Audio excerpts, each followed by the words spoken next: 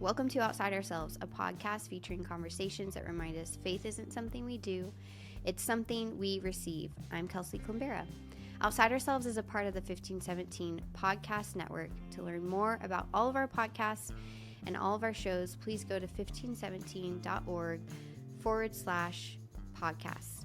This week, I'm talking with pastor, theologian, and fiction writer Sarah Hinlicky Wilson.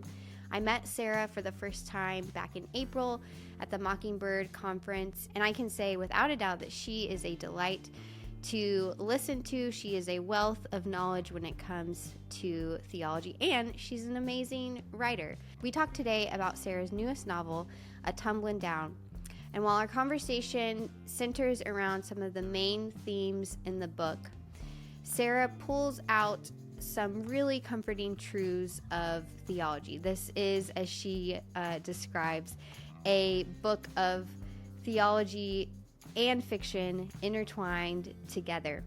It's a beautiful story about a pastor and his family living in upstate New York and what happens not only in their day-to-day lives, but also what happens when they face a really, really terrible tragedy. Sarah reminds us, as we always say on Outside Ourselves, that faith is not something we do. It's not something that we can think up.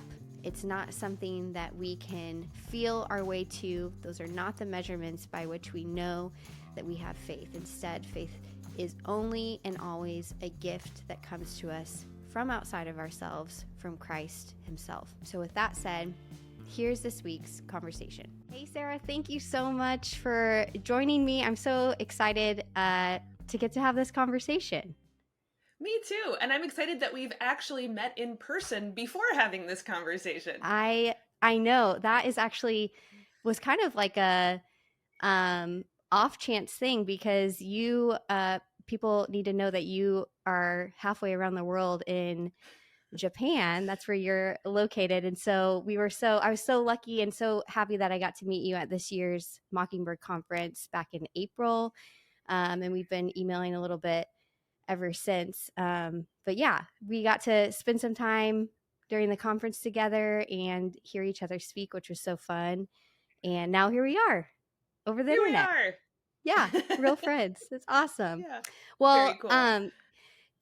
you are a busy lady. You do so much stuff. I don't know how you do everything that you do. Can you tell us a little bit about yourself? Tell us what you do, and kind of your background as we get started. Sure. Well, you've already identified one of the reasons for my productivity, which is I live on the opposite side of the planet of most of the people I know. And most of my hangouts take place in this format of video chat. Yeah, there you go. Yeah, I've lived in Tokyo for 5 years. We came from my husband Andrew's work. He is a professor of church history at Japan Lutheran College and Theological Seminary. He learned Japanese to do the job. Oh, wow. I have not succeeded in learning Japanese. So we'll just set that one aside quickly. Yeah. But in the process of our coming here, our church sponsors on both sides asked if I would be willing to become the pastor of Tokyo Lutheran Church. I'd already been ordained, but hadn't served in the congregation for a long time. And I wasn't quite sure what I thought, but when God calls, you say yes, or you end up in the belly of a whale.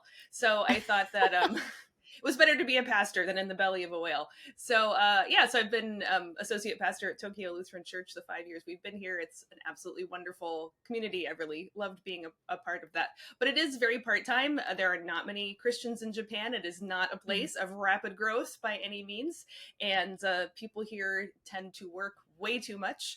So that means I've had a lot of extra time to do other things. And one of the things that I've always wanted to do, part of my sense of calling from really the earliest age I can remember, is to be a writer. So I've started in nonfiction essay writing when I was right out of college and did a lot of that. I eventually went to seminary, of course, but I also got a PhD in systematic theology. So I've written a few theology books, a ton of articles. But then when we moved here, I was like, I've always wanted to publish fiction. I'd written a lot of fiction, a lot of bad fiction. That is a pro tip. To write good fiction, you have to start by writing bad fiction. It's just part of the pain of it. Like, everybody starts out a heretic and then they study theology and get better. So similar process there. Yeah. That's And awesome. and then, on top of everything else, the pandemic struck. And although Yeah. my church did not close nearly as long as everyone else's did, just really restricted our already limited social life and opportunities. So I was like, well, now's the time. And so I brought out a project that I'd started 15 years ago and put away because I was scared of. And I was like, Oh, wow. okay, I don't know why, but this is the time to write this book that scares me. Okay. And I did. And so, and I started my own little, imprint, a press, because for many reasons, among others, the desire for my own editorial control over the kind of stuff I wanted to create. That is Thornbush Press. And so I've just been continuing to work on that and write both fiction and nonfiction for it ever since. That's awesome. And you've also published a few, at least one other book from another author, right? That's right. Oh, you should totally have her on sometime. It's Sealed Yeah. by Kate Langston. She's also a Lutheran pastor, but she grew up Mormon. And it is her Okay. story of growing up in that environment and the cost of growing up in Yeah. a deeply legalistic tradition, and being surprised by the grace of Jesus Christ, and among other things, discovering that faith and salvation were a gift that come from outside ourselves, to coin a phrase. That's Yeah, awesome. so Yeah. definitely have her on. Okay, that's good. I'm gonna have to get her info from you when we finish up here. But Yeah. I want to get to the book that you've most recently written that you, I think, kind of mentioned. But I'm also interested in a little bit about how you got into theology in the first place. I think I know, you either told me when we met or I just knew that your dad is a pastor, right? So I'm curious if that's how, or if you kind of just fell into it. What's the story there? Well, the thing is, the Reformation discovered that if you let clergy marry, they tend to beget more clergy. So, yes, there is a way in which the pastorate and theology tends to run in families. So, yes, my Yeah. dad, Paul Hinlicky, is a Lutheran pastor and also a theologian, has an even better claim on the title than I do, has published a ton of work. And he does like really hardcore stuff, excavating the entire Western intellectual tradition, and as well as re-expressing it for our time and place. So he and I do actually a podcast of our own together called Queen of the Oh, Sciences. cool. We're in our 5th year. Yeah. Oh, wow. Every other week we talk about some theological topic, and we try to keep it pretty broad. Like we'll do books of the Bible, both Old and New Testament, as well as theologians from all periods of church history, as well as more Oh, topical cool. ones. We try to be kind of evergreen. We do occasional stuff that like plugs into the, concern of the moment, but we both deeply feel that and believe that the church has not invested enough catechetical effort. We just chase Yeah. after whatever we perceive the cultural war or crisis of the moment to be, Yes. and as a result, never give good answers. So we're much more interested in building up the body with deep theological knowledge, and then actually trusting people once they have deep catechetical knowledge to kind of work out the issues, and respecting, differences of opinion and freedom in that respect. So that's where that podcast comes from. And I should say that my dad's dad was also a pastor. So I am now the 3rd generation. But I had no idea I would be interested in it when I was a kid. It seems inevitable now, but it wasn't until I got to college that I took my first theology course, and it was like, oh, this is it. This is all I'm going to care about the rest of my life. How embarrassing. How unoriginal. But there it was. So yeah. But I've also kind of found my own sort of way to do it, place to do it. And part of that has been, I've just always been a big fiction reader and loved fiction. And on some level, I kind of need the theology and the fiction to interact with each other. And I think that's partly because humans are too complicated to codify things. when theologians try to codify, especially the human response, it feels so false, and then creates this kind of new set of requirements. Like you have to experience this thing, or you have to progress through the steps of salvation in this order. And that's just not how people work. And things are rarely as, neat and tidy as theologians, and but also these kind of popular requirements are. I think fiction is a Yeah. much better medium to explore the very weird and complicated ways that people come to and depart from God, and how God chases them down anyway, and all these kind of Yeah. ideas. That's so interesting. I feel like my last conversation, we talked a lot about that, about, the difference between kind of approaching something head on, which I would say in this case is kind of like the systemization of theology sometimes, or going alongside people and allowing experience to inform you. And that doesn't mean that that systemization can't be helpful, but that's really interesting that you found fiction to be that way for you to connect theology and give it kind of deeper meaning. Would you say that you kind of knew that early on, or is that something you've discovered as you've developed as a theologian? I think it's something I've discovered as I've gone along, because Mm.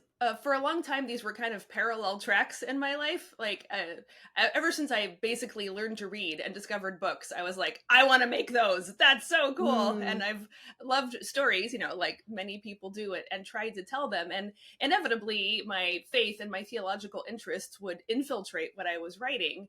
And Yeah. as I started to do, my initial market research back in the day, I was sort of like, I think my books are not Christian enough for Christian publishers and too Christian for non-Christian publishers. Mm. And I don't know, okay, but well, nobody is pounding down your door asking a new writer to publish their stuff anyway. And then I discovered this passion for theology as my, primary intellectual interest. So they Yeah. just kind of ran parallel course a long time. And I Mm. think it's really once I realized that I could create my own publishing concern, and there's just been amazing opportunities in the past 10 years, as all podcasters know, Right. to Yeah. have a different media forms and reach people in different ways. And then I was like, oh, I see now what I can do is find the people who need good fiction and good theology at the same time. and Yeah. and I can find those people and connect with them, instead of trying to please some sort of, a marketing survey from Penguin or Random House or whatever. Yeah, whatever it may be. Yeah, well, and I think that your novel, A Tumblin Down, which is really what we're talking a lot about today, certainly does that. I loved it. I thought it was so great, and I think the one of the main things that hit me is that it's this story of this pastor and his family as they're going through normal life and then through some pretty intense suffering and tragedy. And so you get this picture of them that's in some way like mundane, but it's also very intimate and detailed. And I think that is so, you brought so much of a human element to the ministry and to the life of a pastor, which I don't feel like is really seen very much in popular culture. I feel like usually when you see the story of a pastor, the character of a pastor in like a book or on TV, they're very one-dimensional. They usually they usually are irrational, like, and they often have no doubts whatsoever. They're like certain about what they believe, and then usually that belief is a little bit off too. But what made you want to bring this story of this pastor to people? Was it kind of to counteract what you had seen, or is there other stuff going on? Well, as you might imagine, for someone who is a pastor and a pastor's kid and a pastor's grandkid and a theologian, there's a lot of stuff going on here. So I'll try to tease out some of the Yeah. elements. So one of them was just the father, Donald, and the oldest daughter, Kitty, just kind of walked into my imagination and took possession. And I know this sounds weird, but I didn't name them. They named themselves. I got to name most of the other characters, but they just showed up. And so part of it was just that these are two people who want their story to be told. But then as I was beginning to, think about it more seriously and develop the story out of it, I had exactly the reaction you stated, which is that so much of at least American fiction and like TV and movies about pastors' families is either super sentimentalized and absolute certainty, and everything is tied up with a bow, which is not like anyone's life, much less like a pastor's life. Yeah. And then on the other, or it's the pastor is a hypocrite and there's some terrible scandal hidden inside and that cracks open, and there's the affair, the embezzlements, the horrible children who want nothing to do, like all like the over the top drama. And so I felt on one level just giving a more like humane portrait, like you say, of what it's like to be inside of a pastor's family from someone who knows. So for example, I'm gonna say something a little risky here. I loved Marilyn Robinson's book Gilead, which is first person narrative of a pastor. It's a gorgeous book. It's deeply theological. It's lyrical, but it did not feel to me at all like someone who was a pastor or who had ever lived in a pastor's family wrote that book. It was, even for all of its nuance and complexity, it was still somehow an idealized outsider's portrait. That's okay. You can write that kind of book. But the kind of book I wanted to write was much more the texture of what it feels like on the inside. But then another element I wanted to bring to it was also, when things go wrong in church, the pastor is always blamed by outsiders. And often that is the case. I do not in any way want to deny terrible things that clergy do. And I firmly believe in a double standard, because people with religious power and authority should be held to a higher standard. And their mistakes are so much more damaging than ordinary Christians' mistakes. Granting that, I didn't see anyone telling the story of what happens when a person or a faction in the congregation goes after the pastor and tries to take him out. And that happens too. I have no idea which one happens more often, but every single pastor I talked to about this book who read it, and there have been a lot by now, have just like, this hits so close to home. They've been through some version of it, but maybe not as bad as in my book, maybe a lot worse than what happens in my book.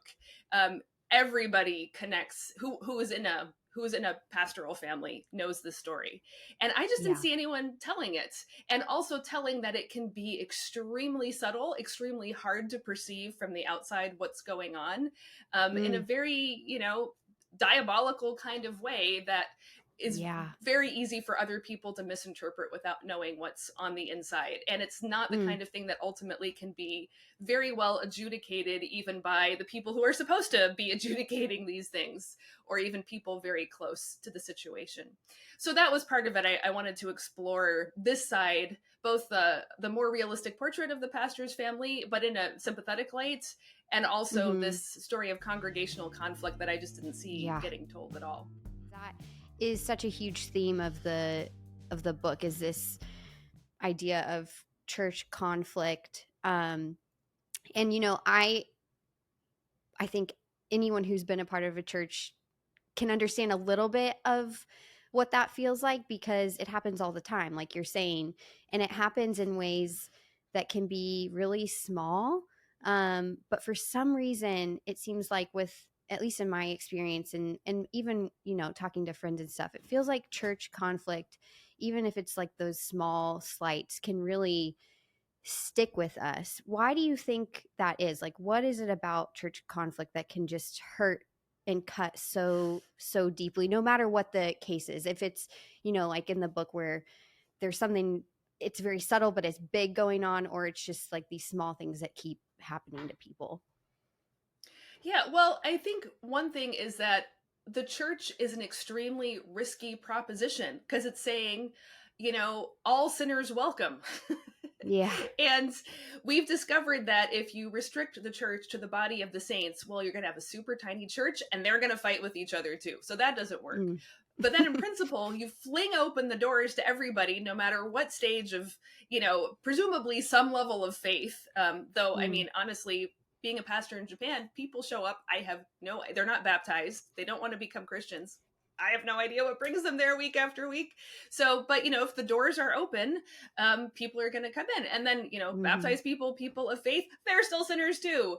And they Right. bring all sorts of other stuff with them. So on some level, I think there's just this disconnect between, we think church is supposed to be the body of the sanctified who are committed and who are trying to do the right thing. And of course we should be. But we also are a body of sinners, and we are on principle. And that means people are going to come in who are not well put together and who have unresolved issues with their parents or drinking problems or just a nasty personality or, whatever it's going to be. And I don't think we on some level, I think we probably don't teach clearly enough about how risky this proposition is and how much it takes to make it keep working. This also means, though, I mean, that's within the ordinary realm of things. Churches also attract predators because nice Christians are an easy mark. And so there also has to be a kind of pastoral authority involved that is willing to call BS when they see it, to not be naive, and to exert the necessary discipline. That is really hard in a totally free society where, as I think is appropriate, the church-state connection has been totally severed. But in a very litigious society like American society, and the ability of anyone to walk away for any reason, a predator can just go from one place to another. I have seen that happen in previous congregations I've been a part of. And so what do you do? How do you protect the flock? So there's so much about church that is such an insanely risky proposition. And and I don't think not enough talk and not enough protection. I don't think we should stop taking the risk, but I think we probably could all use some growing up and to admit that it's a risk. I'd say the other thing, maybe of more an internal critique, would be that it is so easy for church not to be about the gospel because there are so many needs and so many good things to be doing. And I agree, there's tons of urgent things to do in the world. But the one thing that the church does that nobody else does is proclaim the gospel and draw people to the Holy Trinity.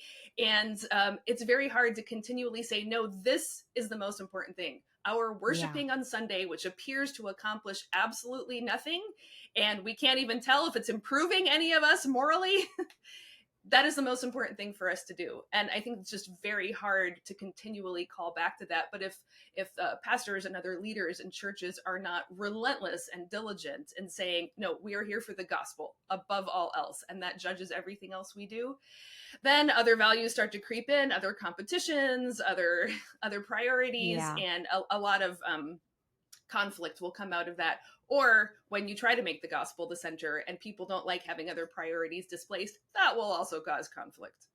Yeah, I think you hit the nail on the head there, that the gospel has to be central. The proclamation of the gospel has to be central, and that is a very different thing than the proclamation of law, which is it's confused everywhere. I think we see it all the time in American churches. It's a pretty common thing to get those things confused. And I think your thoughts on talking about the risk of churches is also important, and that I think comes with us just admitting that we're sinners. That's like a good first step. But what would you say to people who are maybe in some sort of church conflict right now? I think the book obviously offers a lot of wisdom, and it's in this, it's in a fiction setting, so it's nice because it's not like you're giving 10 steps to resolving church conflict, and I don't want to put you on the spot to do that here, but what kind of encouragement, if any, would you give to people who find themselves in that place where things are tough and people are not getting along, but they feel, they love their church and they love their community? Yeah. I take comfort from 1 Peter, which says that the devil is a prowling lion looking for people to devour. And I think sometimes it helps to just step back and say, because we are a congregation, the devil is particularly interested in destroying us. And, and to pray, God, do not let the devil exploit me. At least start there. And to pray for the deliverance of those who are being exploited. I know that sounds really over the top, but I think we've all been in situations where it's like, this is diabolical. Don't spend too much time on it, because we become what we look at too long. So look more at Christ than at the devil, but you at least need to know that the devil is there. That's one thing. I think another thing is that nothing ever happens as fast as we want it to, and patience is really the virtue of virtues. I know we should say love is the virtue of virtues, okay, but I think in this life, patience is the form that love takes most of the time, is learning to wait it out. People do not convert or become sanctified on our timelines. They on God, and God has weird ideas about how long things should take. So we just have to let that be there. For all of us, taking a self-assessment has the gospel been the priority in how I have approached church, whether I am a pastor or a layperson? That is a challenging thing. And are you really letting God handle it? Because sometimes things are just intractable, and some things only God can fix, and sometimes they are not going to be fixed. There are congregations I've seen fractured beyond repair. And I think one more thought is just that we're dealing with a lot of stuff that doesn't come from inside the congregation. It's the wrong kind of outside ourselves, right? The pandemic was not something anybody asked for, and all the ways people would go to war with each other over that. The polarization of American politics, financial upsets, those kind of things. I mean, nobody asked for those. So trying to find some measure of distance between, okay, we're all super stressed out and angry right now, but we didn't bring this in here. This got inflicted on us.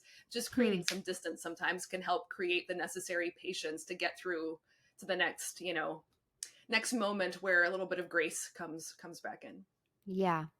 Those are all really helpful. I think one thing that struck me, I actually found kind of refreshing, is that the villains in the book are actually described as people who are trying to be good. Like they're perhaps more than anyone else really trying to be righteous, in the sense that, they're trying to earn it, but like they think that they're doing good. And I think that that's maybe also helpful for us sometimes, to trying to think the best of people, in the sense that like maybe they are actually doing bad, but I think if we can think of it in terms of they think they're doing good, it can be helpful in our approach. Have you found that to be true in conflict? If we can kind of, I don't know if it's thinking the best of people, or just realizing like their intentions are maybe not as evil as we would assume they might be.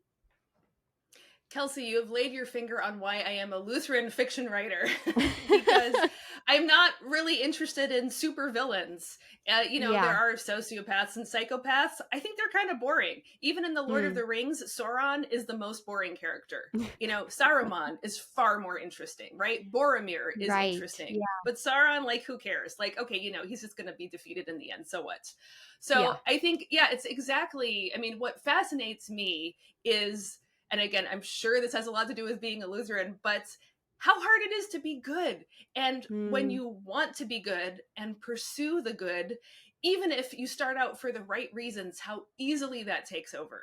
And so exactly these characters, and they're not the only ones in the book, who want so badly to do the right thing that they are incapable of taking correction. They're incapable of seeing that their good intentions were maybe not as good as they thought, but the outcomes are certainly not.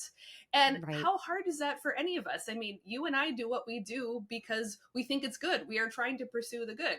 The opening sentence of Aristotle's Ethics are, all men by nature pursue the good.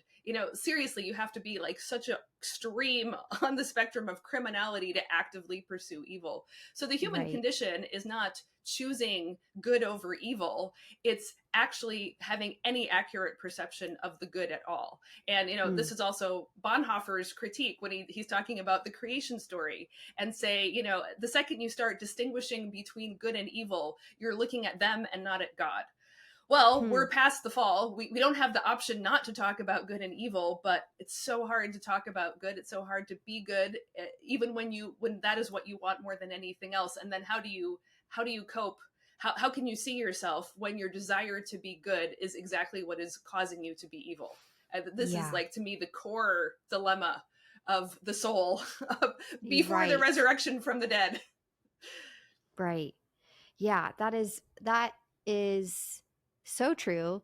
And like you mentioned, that's the case for several characters in the book. It also kind of, I think, gets to Pastor Donald's this ongoing struggle that he has with. I want to talk a little bit more about him because he has this ongoing struggle in the book with doubt, but also the way he was raised, which, correct me if I'm wrong, is a little bit more. I think you say he came out of like or his family was in the holiness movement, so a little bit more fundamental. And then he becomes this Lutheran pastor, and he's wrestling with this idea of the choice of God versus his choice to follow God. Can you I hope I'm setting it up correctly. Can you talk us through a little bit more of his character and kind of that struggle, and maybe how that's connected to this idea of being good, trying to be good, and yet failing all the time in life? Like, what are we supposed to make of that as Christians? Right. So I have a number of different trajectories of faith in this story. And so Donald's is a particular one. I think it will be familiar to a lot of Americans, someone who comes out of a more, what we would now call fundamentalist background. He's from a very small holiness sect that was just constantly pushing your choice, your discipleship, your commitment to God. And he's haunted by the memory of his grandfather, a revivalist preacher. And, but Donald for himself can't make it work. And so one day he is recalling the story of John Wesley's conversion when his heart was strangely warmed. Wesley is behind the holiness movement as well, but more famous for being behind the Methodists. But it turns out Wesley's conversion did not come from reading scripture. It came from reading Luther, and it came specifically from reading Luther's preface to the Romans. And I did what not know Wesley that. got Is that, sorry to cut you off, is that really a fact? Because I did not know that till I read this. That is absolutely true. You can, yes, that's crazy. You can go to my my palimpsest guide for Tumbling Down. It's on the Thornbush Press site, and it has all kind of the background details too. But yes, okay. Wesley converted because of Luther, and so anyway, so in the backstory, Donald looks up, well, what's this preface to the Romans? And of course, it's Luther saying, God does it. God does it all. God does it 100%. Even your faith is a gift of God. And he comes across this one line where Luther says, we cannot make our own faith. We cannot make ourselves believe. And this is exactly what Donald has been told all his life. Of course you make yourself believe. That's your job. That's your lifelong struggle as a Christian, is to make yourself believe. And then from there, that's how he discovers Luther, ends up becoming a Lutheran pastor. But just because he does that doesn't mean all the questions go away, and then he's immediately flung into questions about evolution and the historical process of writing the Bible down and different sources and what's authentic and what's not. And so kind of all that baggage that comes along with coming out of this more biblicist tradition. Yeah. And so he's always wrestling with that. But then the kind of twist in the story, I won't give too much away, is this tragedy strikes the family. And it is in the wake of the tragedy that Donald suddenly discovers he now has perfect certainty about God's existence, that all of his doubts are gone, but not for a good reason. There's no comfort or joy in it. It's because of what happened and the way it happened, that he is like, well, there must be a God, but God is not loving. I don't like God. I don't want anything to do with God, but here I am. I'm a pastor and I can't stop. And so how he has to come to terms with certainty not being this beautiful, desirable thing in the end. But of course, that's not the last move. And the final move that he has to go to is kind of reclaiming this, what he needs to know about himself, about his own goodness, about his own faith. But it only comes through this tremendous process of loss and suffering and dealing with this tragedy. Yeah, he ends up, each of your main characters, specifically in the core family, kind of have, like you said, a different journey and end up in kind of different places with faith because of this tragedy. And this is something I feel like I talk frequently about on this show, but just the fact that like suffering and tragedy can hit people in different ways. It can affect us in different ways. We know that's true. We know that's true as Christians, what is there something central or consistent, would you say, to the way that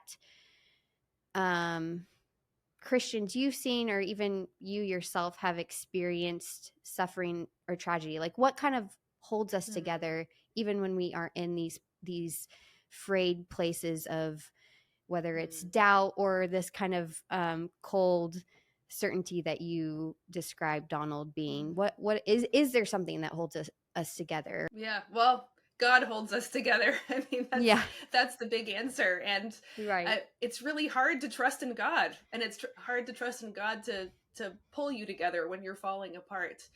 Yeah. I think to get in, I mean, suffering, I mean, this is like everyone's ultimate religious question, right? Yeah. So I think at least to preface it, Simone Weil, the 20th century French author, she had, I think, a really important distinction between suffering and affliction. And for her, the difference, this isn't Lutheran, like Anfechtung type of affliction. What she means is there's a kind of suffering that only grinds someone down and dehumanizes them. And it doesn't make them better. And it isn't something that you ultimately can even have any much in the way of moral responsibility for making good of. If you have been if you're a young woman who's been trafficked and is abused constantly, for the people who can come out of that and make something of it, God bless them. I mean, God has blessed them, obviously, but I would never lay on someone like, well, this suffering is an opportunity for you to grow. And, no, this is just, but so that is a real category. And I think that is something that should be dealt with separately. But everybody, no matter who you are, suffers, and suffers in a way that there is some sort of, I don't know. Again, this is why I like fiction better than analyzing it philosophically or theologically, because I don't want to say choice. I don't want to say agency. There's something of that, clearly. But there's also a lot of stuff that is not about that. Having a good mentor in suffering makes a huge difference. And that's not necessarily something you have any control over. Though I guess the way I've been thinking about it lately is that since everyone is going to feel pain, maybe life should be about choosing to lean into the right kind of pain.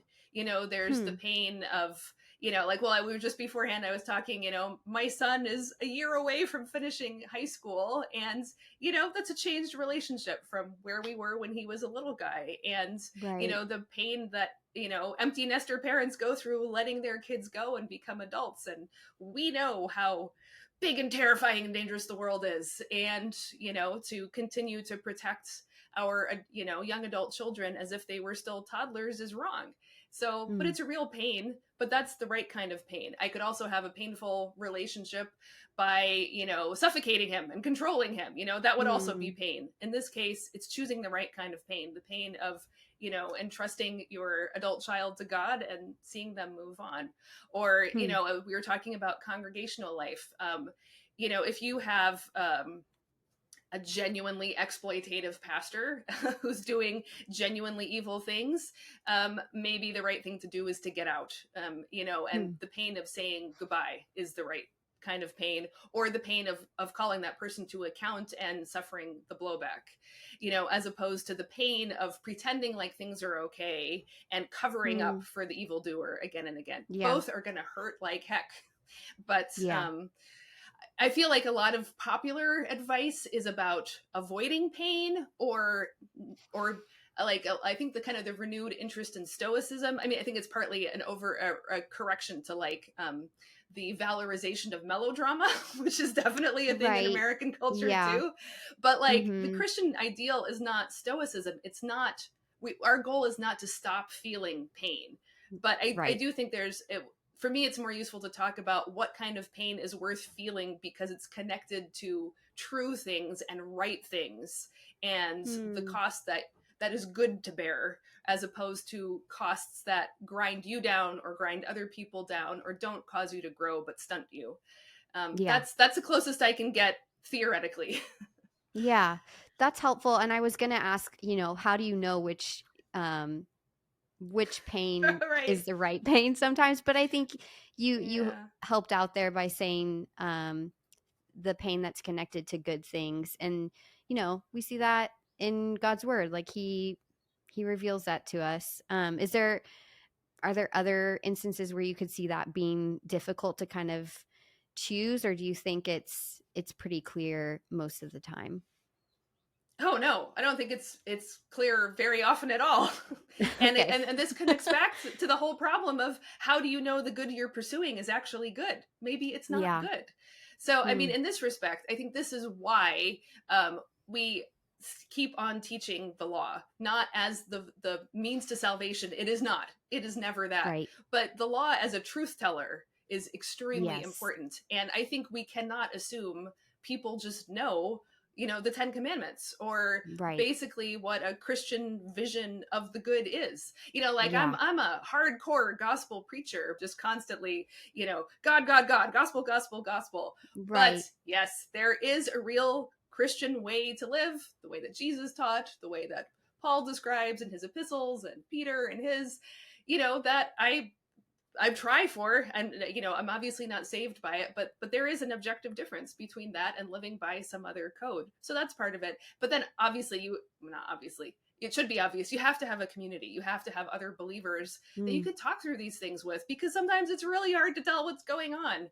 And the more people you have that you trust, who are immersed in, first of all, the gospel, and then striving to live as much as is given to us, according to the ethic that the Bible gives us, then I think we can, have at least a better shot at dealing with the tough Yeah. cases and the cases where it is not clear how Right. to be good. Well, and that also, I love that phrase, the law is a truth teller, because that connection to reality allows us to, it gives us a compass so that, hopefully we are choosing correctly in the horizontal. And when we're not, we repent. We go back to what we know is true of the gospel. We hear that word again, and we're brought back to the word of forgiveness. And so, yeah, you're so right that both of those words of law and gospel are needed. And it is sometimes easy, I think. My experience is coming into this tradition and having been beaten down by the law, and so feeling that gospel, the refreshing word of the gospel, you can kind of become, I think, a fire hose of only gospel, which is funny because then it kind of becomes a law unto itself, where you're like, no law, Right. only gospel. But you do, at some point, I think it kind of evens out for people, where you see that both words are so valuable to the way that we live, the way that we are neighbors, and then so obviously the way we're viewing ourselves and those around us, but then of course our relationship with God as well. We've talked some about this relationship between doubt and God's promises, or we've at least kind of danced around it. And that is something, there's a tension there, I think, throughout the book for many of the characters. What would you, I'm curious where you have kind of landed on that tension throughout your own ministry, and where you've landed personally with that tension. Yeah, so in my own biography, I have never been tormented by either legalistic religion or by, serious anguish over questions like how long ago creation happened, whether evolution is the way it happens, about the authorship of the Bible. When I started studying theology, I was like, oh, really? Okay. And, it took a little bit of processing. I have to think through, is the resurrection of Jesus actually plausible? Does it seem like, at least the account of the New Testament is intelligible? So yeah, I've worked through those kind of questions, but I've never, I think because the Lutheran piety I was formed by, on some level, I always knew that it wasn't about producing the correct mental state. And I think that a lot of American Protestants, especially across the spectrum, they're either in the think the right thoughts or feel the right feelings. Yes. Implicit doctrine of salvation. Right. And it kind of depends on whether you're on a more intellectualist or a revivalist tradition, which those are. Mm-hmm. But I don't know, maybe I've just been okay with realizing that I am a Roman 7 kind of person. I am a divided self. I cannot make all the parts of me line up. So trying to produce the correct mental state was just a no-go right from the start. So in that respect, there's only been one time in my life I had a really painful extended period of doubt. It was in graduate school. I have a hard time reconstructing exactly what it was. I think I finally had to say, well, what if everything about Christianity and about the religious longings of the heart could be accounted for by other means? And I think I had to say for myself, yes, I think you could probably account for everything else by purely, within the system of the universe, nature, biology. And then kind of be like, does that mean that is the explanation? It's like, actually, there's no logical it could be an Occam's razor explanation, but it didn't convince me in the end. And some other stuff happened, probably to do with graduate school itself. So Donald's particular struggles have never been my own, but I think there is genuine value in being able to, it sounds ridiculous, to outsource your faith. Like, literally, like, I believe, but I don't spend a lot of time looking at my belief itself. I think if I ask the question, I can sort of like go up to 30,000 feet and look down and say, I cannot imagine what else would motivate me to move to the other side of the planet and my entire life earn an inadequate salary unless I really believed. And to write in a non-existent genre that is never going to be a bestseller. Okay, if I have to ask the question, that's the way I look for answers. But I mean, the simple truth is this: it's just so integral to who I am. I can't even imagine myself apart from it. I am not myself apart from it. And I keep going to church. I love preaching. I love distributing the Lord's Supper to my faithful flock every Sunday. Hymns make me cry. At some point, it's just like, it's not a useful question. And I'm speaking to people who have been immersed in religion and feel that they can't perform. And I'm not even saying that, whoever you are out there listening to this, you don't have to cry when you hear hymns. It's fine. Yeah. But there's just so much self-examination, and there's just more interesting things to do as Christians, I'm sorry, like I'm branding and advertising for your podcast constantly, but get outside yourself. And that's what Luther said, is like, if you're feeling down or doubtful, hang out with friends, drink beer, and make music. Like, what better cure is there for anything than friends, beer, and music? Yeah, I think that's great advice. I'm thinking of the character in the book, Carmichael, who's the pastor's wife. Like, I feel like she's such a good example of this, because she kind of has her moment of doubt, which hits her later in life. But then she just continues on. And that's kind of, I think, how some other characters in, like Kitty, it's just like, no, like, you're just going to continue on. You're going to live life. And you're so right. This self-examination, which is not only rampant in the church in America, but in just American culture in general, can be so devastating, because it leaves you, it doesn't leave you with any real answers, and it doesn't help you progress. Like, I think for some reason we think that turning in is going to get us somewhere, but like, even just the mental picture of turning in, like, that doesn't if you're even just considering that, like, it doesn't, you're not progressing, you're just stuck within yourself, navel gazing, as we so often say. So I think that's great like advice. For people who like have zero self-knowledge, like who really cannot understand why they feel the way they do, why they do. Yes, for heaven's sake, go to a therapist, or talk to a friend who will say, "Look, Bob, let me tell you, how your mother was. That's why you're acting this way now." Like, sure, right? You need to do that. That's part of growing up. But at some point, it goes stale. And at some point, I think actually this is one of the other like huge human questions: is at what point is knowledge enough? Like, on one level, it's never enough. But at some point also, like, more knowledge doesn't help. And so like I can endlessly spiral into myself and try to figure out every single thing inside of me, but it actually isn't.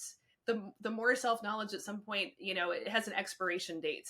And at that point, you know, and I think those are probably the kind of people who are more likely to listen to this podcast. So we're talking to you, buddy. Get out there, pick up a guitar, get a brew, and have some friends over in person. This video thing does not work. You got to be like body to body in person.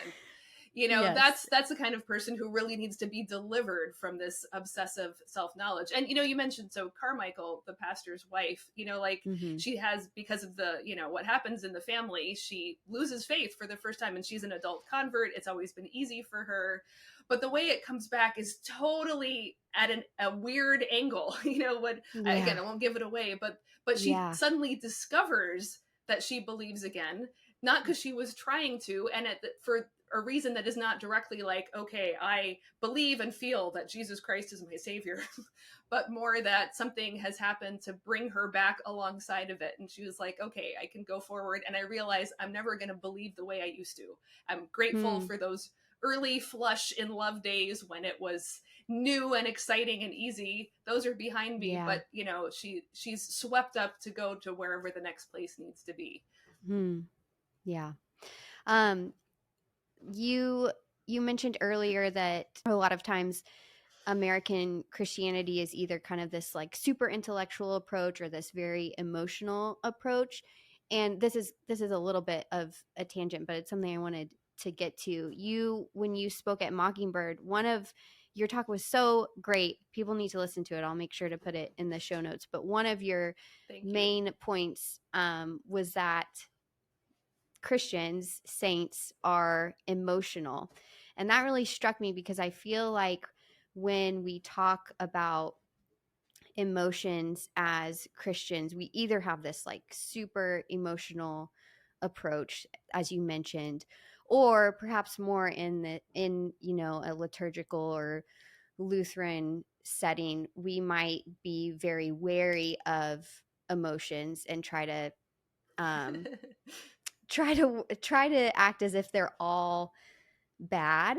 And the way that you talked about them, was so refreshing to me because you didn't place them in either camp. Like it was the way that you described them was a completely new, to me, or refreshing way to hear about them. So I'm wondering and I think it comes through in your book too, and in your writing, if you could kind of just talk a little bit about that and how you view sainthood as an emotional experience. Yeah, you know, more people have asked me about that from that talk than anything else. So it really obviously struck a deep chord. Yeah. And I have not really found a big theme of this from Luther, except, so this is all drawn from his Genesis lectures, which are over the last 10 years of his life. And I kind of picked out of them to assemble them for this talk. But what's interesting about Luther talking about Genesis is that he has entire human lifespans doing normal human things. So the New Testament, by definition, is once only, like the Bible itself says that Christ suffered once for all, but he did not live a normal life. He did not get married. Sorry, Da Vinci Code. Didn't have children, didn't live to old age. We have no idea what his disciples did outside of a few, you know, key scenes or whatever.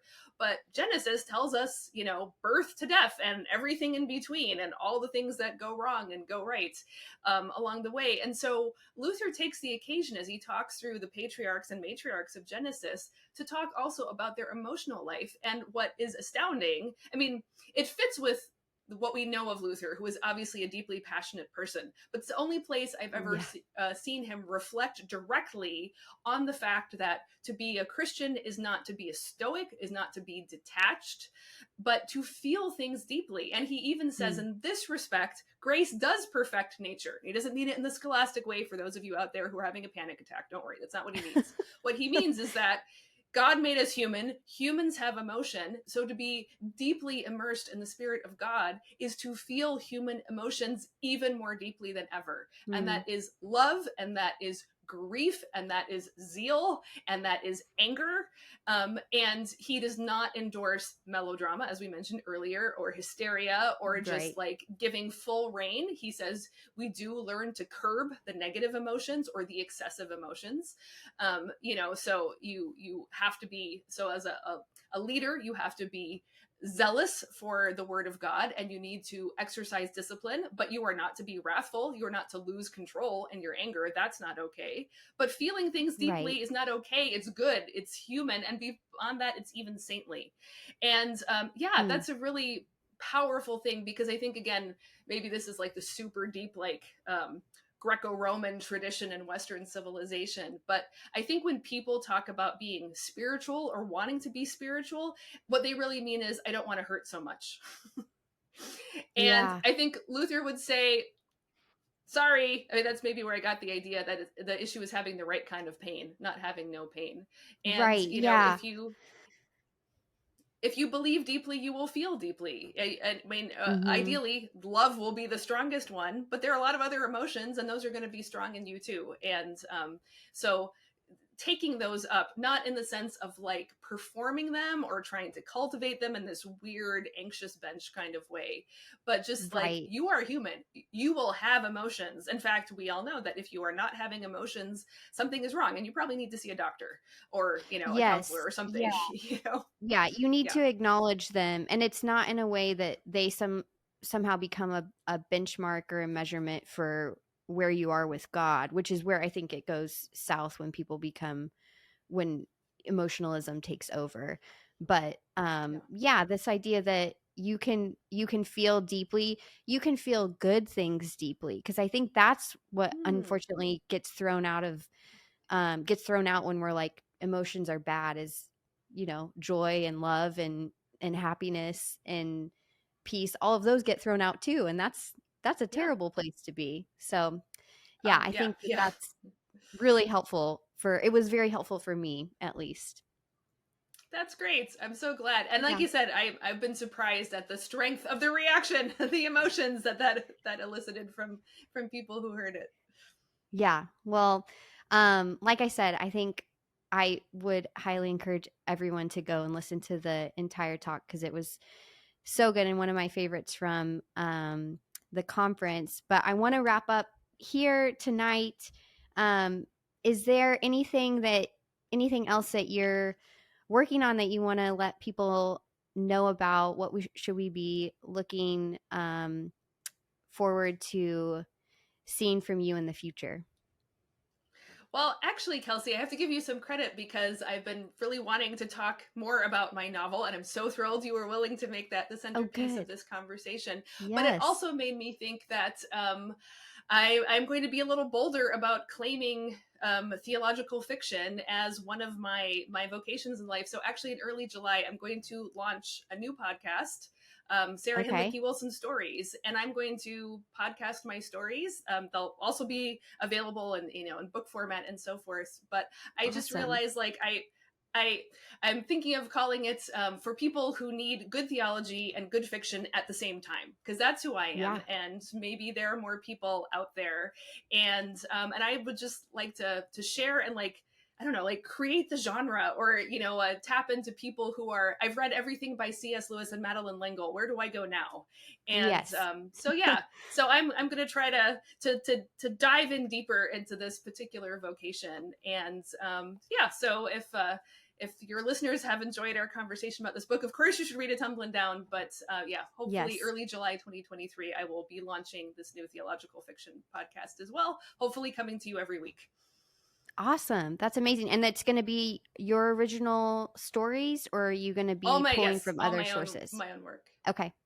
No, at the moment it'll just be mine. I actually, because I've been writing for so long, and what I do doesn't really, again, fit with Penguin Random House, but also not with Thomas Nelson.